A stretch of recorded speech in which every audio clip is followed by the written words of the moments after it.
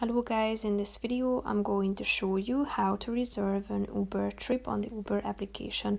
But first I just want to mention, don't forget to subscribe to my channel, because at 100,000 subscribers I am going to show you my whole YouTube revenue statistics and growth strategy, how to make money online. Now let's jump into it. First of all, open the application on your phone.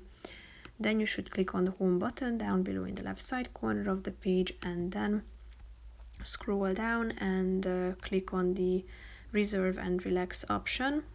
In the ways to plan section, tap on reserve a trip,